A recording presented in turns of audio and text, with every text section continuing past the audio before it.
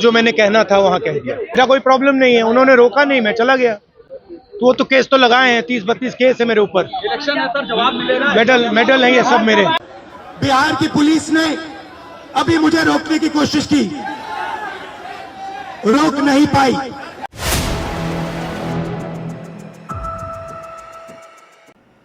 नमस्कार, आप देख रहे हैं 4 PM और मैं हूं अभिषेक मिश्रा। नेता प्रतिपक्ष राहुल गांधी अपना चौथा बिहार दौरा समाप्त कर जा चुके हैं। उनके चौथे बिहार दौरे का समापन हो चुका है।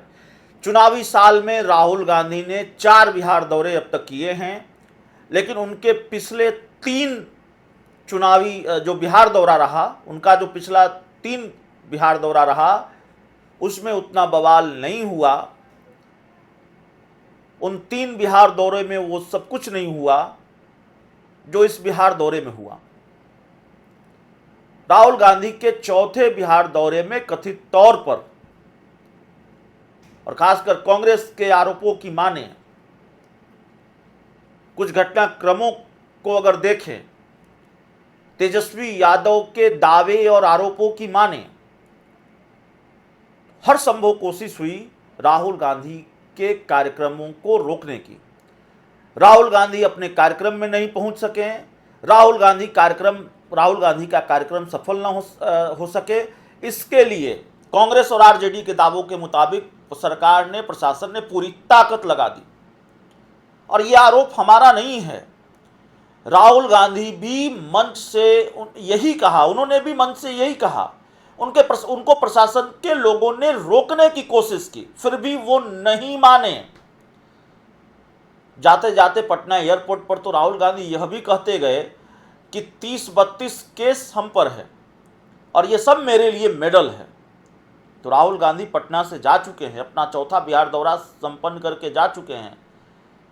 लेकिन राहुल गांधी जाते जाते अपने बिहार दौरे को लेकर या जिस तरह से उनको रोकने की कोशिश हुई, पटना एयरपोर्ट पर भी विशेष तौर पर मीडिया कर्मियों को अपना बयान देकर गए, अपनी बात रखकर गए और एक तरह से चैलेंज देकर गए बीजेपी को, जेडीयू को, नीतीश कुमार को। राहुल गांधी का बयान भी हम आपको सुनाएंगे जो उन्होंने पटना एयरपोर्ट पर दिया है, और राहुल गांधी का वो भाषण भी हम आपको सुनाएंगे जो उन्होंने आज मंच से दिया। राहुल गांधी के कई वीडियो हैं। राहुल गांधी का एक वीडियो यह भी है, वो वीडियो भी हम 2-3 वीडियो हम आपको दिखाएंगे। वो वीडियो भी है जिसमें राहुल गांधी खुद कह रहे हैं, खुद आरोप लगा रहे हैं कि उनको रोकने की पूरी तरह से कोशिश हुई। राहुल गांधी ने कहा, राहुल गांधी अंबेडकर दरभंगा पहुंचे थे और दरभंगा के न्याय संवाद कार्यक्रम को संबोधित उन्होंने किया, शिक्षा न्याय संवाद कार्यक्रम को संबोधित किया, और बिहार पुलिस ने पहले वहां उनको जाने से रोका, छात्रावास जाने से रोका, लेकिन फिर भी वो छात्रों तक पहुंचने में कामयाब हो गए।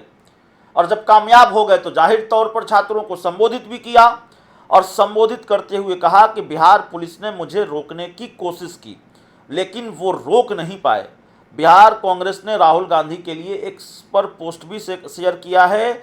लोकसभा नेता प्रतिपक्ष राहुल गांधी ने अम्बेडकर छात्रावास में कहा, आपको एक साथ खड़ा होना है। बिहार पुलिस की मुझे रोकने की कोशिश की, लेकिन वो मुझे रोक नहीं पाई क्योंकि आप सभी की शक्ति मेरे पीछे है। हमने प्रधानमंत्री मोदी से कहा है कि आपको जाति जनगणना करानी होगी, वो लोकतंत्र, संविधान और जाति जनगणना के खिलाफ हैं।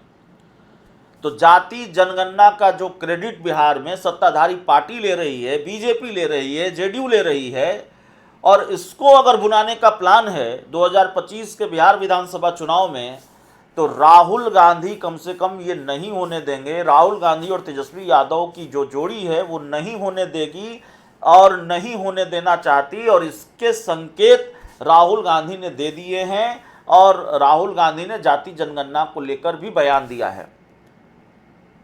राहुल गांधी का जो वीडियो है, सिलसिलेवार तरीके से जो उनका बयान है, वो हम आपको सुनाते हैं।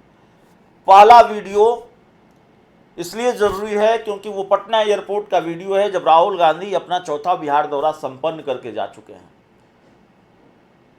जा रहे थे, और वहां उन्होंने अपने जिस तरह से उनको रोकने की कोशिश हुई उसको लेकर अपनी बात रखी। और जाते जाते एक तरह से चैलेंज भी देकर गए कि भाई 30-32 केस है। तो इशारा उनका इस तरफ था कि डरते नहीं हैं, ये सब मेरे लिए मेडल है। जो दूसरा वीडियो है वो उनके कार्यक्रम के भाषण का है, और तीसरा वीडियो भी उनके कार्यक्रम का भाषण का है, जिसमें खुद ही वो आरोप लगा रहे हैं कि उनको प्रशासन ने रोकने की कोशिश की। हालांकि अपने भाषण में भी उन्होंने, दूसरे वीडियो में भी उन्होंने इस तरह के आरोप लगाए हैं।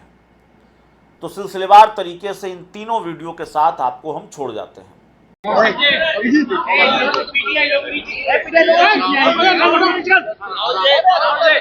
नमस्कार नमस्कार, थोड़ा डाउन कीजिए माइक, और नीचे कीजिए, और नीचे कीजिए।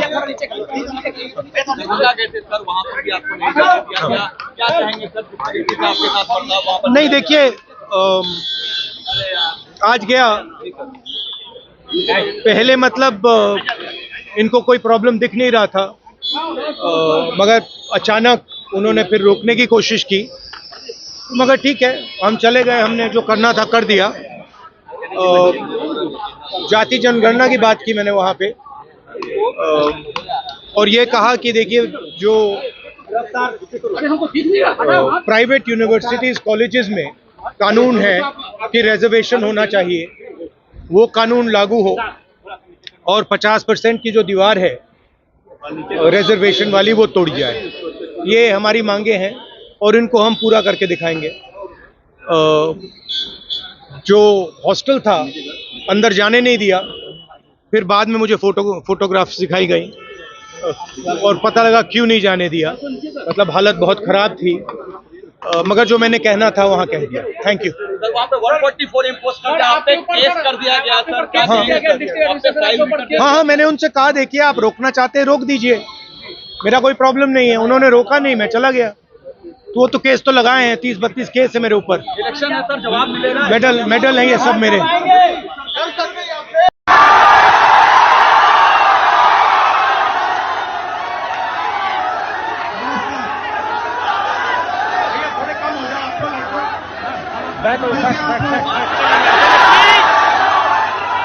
देखिए, मैं आपसे दिल्ली से आपसे मिलने आया,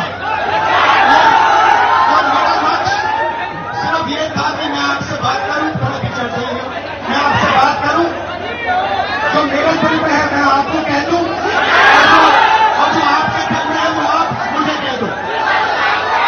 मगर प्रशासन ने मुझे पूरी तरह रोकने की कोशिश की, बैरियर लगाया, और मैं पीछे के रास्ते से आपके यहां आ गया। देखिए, दलित, पिछड़ा वर्ग, अति पिछड़ा वर्ग, आदिवासी वर्ग, आपके खिलाफ इस देश में 24 घंटा अत्याचार होता है, आपको दबाया जाता है, आपको शिक्षा के सिस्टम में रोका जाता है, आपके खिलाफ पेपर लीक किया जाता है, और आपके करियर को रोकने के लिए, खत्म करने के लिए किया जाता है। हमने 3 मांगे की है। सबसे पहले जाति जनगणना, सही तरीके का जाति जनगणना जो हमने तेलंगाना में किया। दूसरी बात, कानून हिंदुस्तान का कानून है कि प्राइवेट कॉलेजेस और यूनिवर्सिटीज में आरक्षण होना चाहिए, और न नरेंद्र मोदी न बिहार की सरकार उस कानून को लागू कर रही है। इसीलिए हम उन पर दबाव डालेंगे, और जब तक, मैं बता रहा हूं, जैसे मैं यहां आया हूं ना, रोक नहीं पाए, वैसे ही नहीं रोक पाएंगे जब तक इन्होंने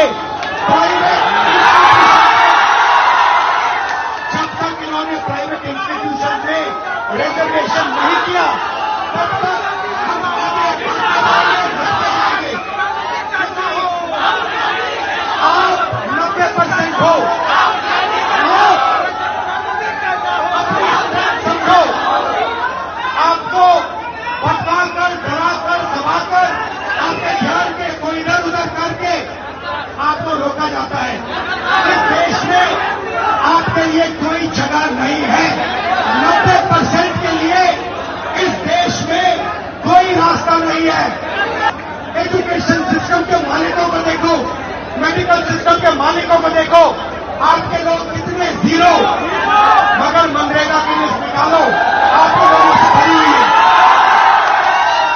मजदूरों की लिस्ट निकालो, आपके लोगों से भरी हुई है। सारे के सारे कॉन्ट्रैक्ट, सारा का सारा धन 5-10% के हाथ में जाता है। और 3 मांगे हैं। पहली मांग जाति जनगणना, दूसरी मांग प्राइवेट इंस्टीट्यूशन में, प्राइवेट स्कूल और कॉलेजेस में रिजर्वेशन, अति पिछड़ा का, ओबीसी का, दलित का, आदिवासी का। तीसरी बात एससी एसटी सब प्लान, जो आपका पैसा है, जो आपको नहीं दिया जाता है, आपको वो दिया जाना चाहिए। ये 3 चीजें कहने में आपसे आया था। ये बात समझिए, आप एक बात समझिए, बिहार की पुलिस ने अभी मुझे रोकने की कोशिश की,